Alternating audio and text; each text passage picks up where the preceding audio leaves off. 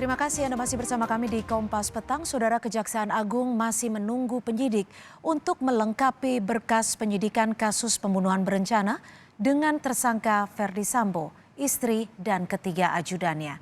Hingga saat ini saudara, kasus pembunuhan berencana Brigadir Yosua belum masuk persidangan karena berkas penyidikan belum lengkap. FS sendiri saat ini sudah mendekati lengkap ya. Tinggal kita lihat minggu depan kalau sudah dinyatakan oleh jaksa selesai, artinya mereka sudah bisa kita limpah. Pernyataan Kapolri pada 28 Agustus 2022 menjanjikan berkas penyidikan untuk kasus pembunuhan berencana Brigadir Yosua dengan tersangka Verdi Sambo bisa diselesaikan dalam waktu 1 pekan. Namun hingga saat ini, penyidik tim sus masih melengkapi berkas penyidikan Sambo dan belum melimpahkan ke Kejaksaan. Kejaksaan Agung menyebut tidak memberikan batas waktu penyidik melengkapi berkas. Namun ada batas waktu masa penahanan Sambo yang harus diperhitungkan penyidik. Berkas yang sudah dikembalikan ya, berkas pertama yang ada 4 dan ada 1 ya. Kalau itu berkasnya masih ada di penyidik. Kalau batas pengembalian menurut KUHP dari penyidik kepada penuntut umum itu tidak ada. Akan tetapi mereka dibatasi dengan masa penahanan. Antara penyidik sudah dilakukan dengan penuntut umum, bahkan antar pimpinan juga sudah dilakukan. Saya pikir hanya komunikasi saja lah ini. Mana menunggu waktu aja. Jadi masyarakat harap bersabar. Dan komitmen penuntut umum dan penyidik ini sudah sama. Bagaimana perkara ini cepat sampai ke pengadilan. Gitu. Sementara Menko Polhukam Mahfud MD bilang telah berkoordinasi dengan Kejagung dan penyidik Polri untuk memastikan jika proses hukum kasus pembunuhan berencana Verdi Sambo berjalan dengan baik. Bolak-balik diserahkan lalu dikoreksi, tolong dong ini dilengkapi gitu. Saya sudah koordinasi juga dengan Kejaksaan. Apa bolak-balik? Enggak Pak, katanya. Semuanya sudah ini gitu, enggak ada bolak-balik. Biasalah dikembalikan. Memang dalam kasus lain banyak yang bolak-balik. Kalau ini kan terang benderang karena sudah ada yang bekerja, ya polisi, ya Komnas HAM, ya Komnas Perempuan, ya Kompolnas, ya masyarakat. Semua agak susah untuk bolak-balik gitu. Kalau bolak-balik akan ketahuan di mana ini masalahnya, kan begitu. Gitu. Saat ini Kejagung menyebut telah menerima surat penetapan tersangka untuk Verdi Sambo dan 6 anak buahnya untuk kasus perintangan penyidikan. Tim Liputan Kompas TV. Lebih lengkap sudah bergabung dengan Kompas Petang, Ketua Komisi Kejaksaan Barita Simanjuntak dan Ketua Indonesia Police Watch Sugeng Teguh Santoso. Selamat petang Bapak-Bapak, terima kasih waktunya bersama kami di Kompas Petang. Selamat petang Mbak Cynthia, Mas Sugeng. Selamat petang. Cynthia dan Bang Barita. Ya, saya akan ke Pak Barita terlebih dahulu. Pak, ini kan jadi pertanyaan publik. Saat ini kapan sebenarnya Verdi Sambo berkasnya bisa P21 dan bisa disidangkan? Iya Mbak Cynthia, ini kan dalam rangka penegakan hukum, tentu formalitas penegakan hukum itu harus didasarkan pada Kitab Undang-Undang Hukum Acara Pidana sebagai hukum formal yang harus dipenuhi sepenuhnya ya. Sebab ini di ranah penegakan hukum yang tidak boleh asal-asalan, tergesa-gesa sehingga melupakan kecermatan dan akurasinya. Karena itu KUHP kita sebenarnya sudah cukup mengatur bahwa ketika berkas perkara diterima dari penyidik ke penuntut, diberikan waktu 7 hari kepada penuntut untuk mempelajari dan menyatakan sikap terhadap berkas perkara itu, apakah sudah memenuhi syarat formal dan material. Apabila belum, diberikan petunjuk P18 menyatakan belum lengkap, untuk selanjutnya diberi petunjuk P19 agar penyidik melengkapi, memenuhi petunjuk-petunjuk dari penuntut umum, dan berkas dikembalikan untuk dilengkapi, diberi waktu 14 hari agar dilengkapi. Sesudah 14 hari itulah kemudian berkas perkara itu diserahkan kembali kepada penuntut. Masa itulah sekarang dalam KUHP kita yang sedang berjalan, Mbak Cynthia. Iya, tapi Pak Barita, di sisi lain kan ada batasan masa tahanan. Ini berapa lama? Apakah ketika berkas belum lengkap nantinya akan mempengaruhi para tersangka ini?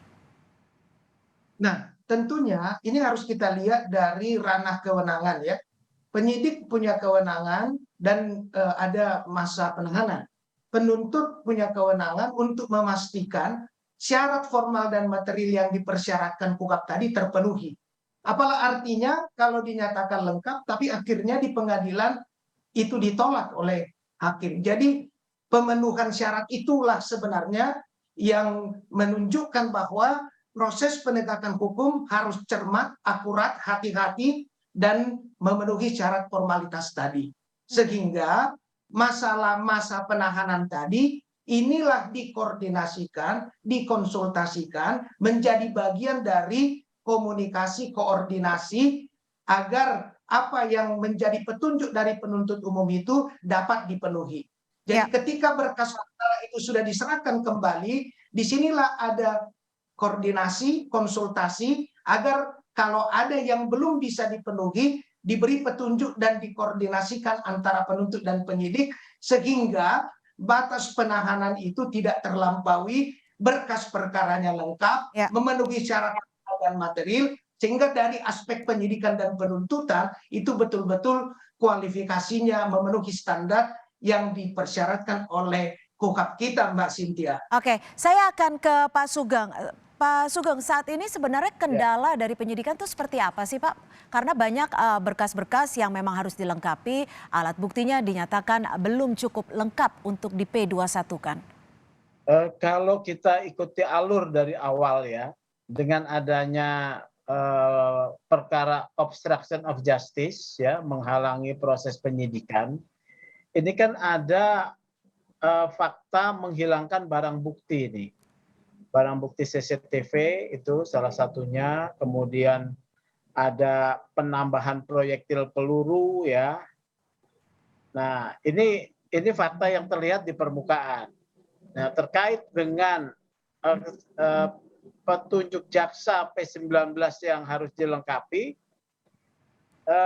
petunjuk itu formil dan material terkait apa juga kita serahkan saja kepada penyidik ya. Yang tadi disampaikan oleh Pak Barita benar, yang terpenting dalam kasus ini adalah bahwa proses penyidikan harus memenuhi syarat formil dan material serta berkas lengkap agar perkara ini cermat ya, perkara ini kemudian tidak lemah perkaranya, sehingga menurut saya tidak problem bahwa belum diserahkan kepada kejaksaan, belum problem ya, masih ada waktu. Ya, tapi gini Pak Sugeng, ada yang harus diperjelas oleh penyidik tentang anatomi kasus terkait kesesuaian alat bukti yang harus dibawa ke persidangan. Tentunya ini akan menjadi penting. Biasanya apa sih yang tidak lengkap untuk kasus-kasus seperti ini? Nah, itu kan informasi di dalam surat P19 itu saya juga tidak tahu ya. Saya tidak tahu apa yang belum lengkap itu. Tetapi kita serahkan kepada penyidik yang berjanji akan menangani ini secara profesional. Yang terpenting adalah bahwa masa penahanannya maksimal itu 120 hari, tidak terlampaui. Ini penyidikan termasuk perkaranya cepat loh ya. Dari sisi penyidikan ini, perkara ini ditangani dengan cepat. Tidak ada problem menurut saya, karena batas ukurannya masa penahanan. Jangan sampai nanti 120 hari ternyata belum lengkap. Itu tersangka harus dilepaskan semuanya, itu demi hukum. Itu adalah hak tersangka. Nah, anatomi apa yang belum lengkap, ya kita paling cuma bisa menduga ya, terkait motif ya. Kemudian terkait apakah FS menembak atau tidak. Ya, itu yang terlihat nyata itu. Itu dua hal. Kemudian alat bukti ya. Halo? Ya, silakan Pak. Kemudian tentang informasi adanya penambahan proyektil peluru. Ini menjadi tanda tanya juga ya, penambahan proyektil peluru. Kalau terkait dengan barang bukti yang dirusak itu kan didapat CCTV ya, CCTV yang di rumah itu didapat dalam bentuk kopi ya, didapat, sehingga penetapan tersangka PC berdasarkan barang bukti itu termasuknya. PC dikenakan 340. Nah, anatominya mungkin bukan lagi persoalan ini ya. Pokok pasalnya sudah oke gitu ya. Pertanggungjawaban pidana kepada lima orang sudah konstruksinya sudah tepat. Ini mungkin tentang detail-detail pembuktiannya supaya lebih cermat yang tadi disampaikan oleh Pak Barita. Kecermatan itu penting karena jaksa yang akan membawa perkara ini ke pengadilan bukan polisi. Jadi pertanggungjawabannya ada pada jaksa nih. Oke, gimana Pak Barita kalau melihat kasus ini kan sejumlah pihak juga meminta agar Komisi Kejaksaan ikut membantu mengawasi jaksa-jaksa yang menangani kasus ini. Apakah konstruksi motif pembunuhan ini juga menjadi hal yang cukup penting dalam pembuktian kasus? Ya, yang paling terpenting adalah membuktikan apa yang didakwakan yang berasal dari berkas perkara itu, Mbak Cynthia. Jangan lupa berkas perkara itu ya melihat ada pasal 340, 338. Maka konstruksi pasal 340, 338 berkaitan unsur dengan sengaja, perencanaan, itu tentu harus firm, didukung oleh alat bukti, keterangan saksi, ahli, surat petunjuk, keterangan tersangka sendiri untuk membangun apa perbuatan yang terjadi, perencanaannya dengan sengajanya, sehingga terjadi korban. Nah, inilah yang harus dibuktikan melalui dakwaan dan proses penuntutan. Itu berasal dari berkas perkara. Ketika berkas perkara diteliti oleh jaksa, apakah konstruksi kasusnya, anatomi kasusnya, tadi disinggung motif itu ya, bisa dilihat dari rangkaian peristiwa dengan sengaja, dengan perencanaan itu, sehingga timbul akibat hukum terbunuhnya ya seseorang, maka itu akan bisa digambarkan dari konstruksi kasus tadi. Kita ingat Mbak Cynthia, ya beberapa waktu yang lalu ada rekonstruksi dilakukan oleh penyidik. Tentunya itu adalah bagian dari petunjuk-petunjuk untuk memperjelas kedudukan para tersangka itu dalam rangkaian peristiwa yang terjadi seperti apa. Sehingga terkait dengan rekonstruksi, apakah jika nanti dalam pembuktian ditemukan proyektil peluru ini bisa memperberat dakwaan dari tersangka khususnya Ferdi Sambo? Nah, ini kan sudah menyangkut teknisnya Mbak Cynthia ya. Jadi ini kita tidak bisa berasumsi, harus melihat pertanggungjawaban pidananya serta alat-alat bukti yang tadi saya katakan.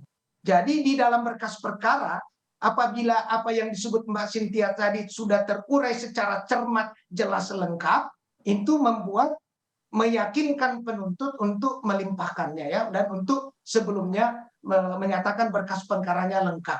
Jadi sepenuhnya karena sistem KUHP kita mengatur peranan jaksa setelah menerima berkas perkara.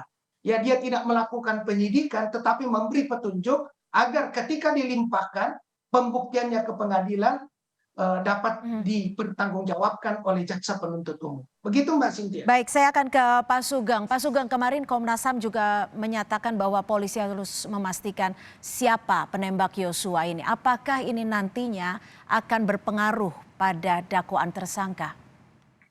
Berpengaruh ya.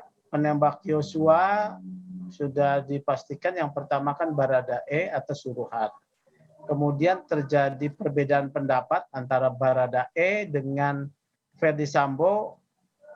Baradae menyatakan Ferdi menembak, Ferdi menolak. Ya, ini akan memberikan perannya ya. Peran ini penting. Kalau dia ikut menembak, tentu akan ada satu pengenaan pemberat terkait dengan tuntutan ya. Kalau dia hanya menyuruh saja itu berbeda perannya. Tapi kalau dia ikut menembak juga ya ada satu tuntutan yang lebih berat kepada dia. Oke, terakhir saya akan ke Pak Barita. Pak Barita, pengawasan apa yang sudah dilakukan Komisi Kejaksaan untuk mengawal berkas-berkas ini agar segera bisa di P21-kan? Singkat saja. Ya, jadi kita melakukan koordinasi. Ya, pada saat awal SPDP diterima terhadap Baradae, kami telah berkomunikasi dengan Jaksa Agung dan Jaksa Agung Muda Tindak Pidana Umum. Kemudian ketika berkas perkara ini diserahkan beberapa waktu yang lalu terhadap 4 tersangka FS, RR, RE, dan KM itu, kami juga telah melakukan koordinasi dan pertemuan bagaimana proses penegakan hukum ini bisa berlangsung secara transparan, akuntabel, dan profesional. Karena itu yang ditunggu-tunggu oleh publik. Kami juga menyampaikan harapan-harapan publik yang beberapa waktu lalu disampaikan ke komisi agar dalam tahap pra penuntutan dan penuntutan ini tetap berpegangan pada prinsip-prinsip hukum, sebab itulah pegangan kita, sehingga penegakan hukum itu dapat dilakukan dan dapat diterima oleh masyarakat. Baik, artinya kita bersama-sama akan terus mengawal agar berkas ini cepat P21 dan bisa segera disidangkan, tapi secara garis besar bahwa penanganan kasus ini masih dalam on the track. Terima kasih Pak Barita Simanjuntak, Ketua Komisi Kejaksaan, dan juga Pak Sugeng Teguh Santoso, Ketua Indonesia Police Watch IPW. Selamat petang Bapak-Bapak, terima kasih.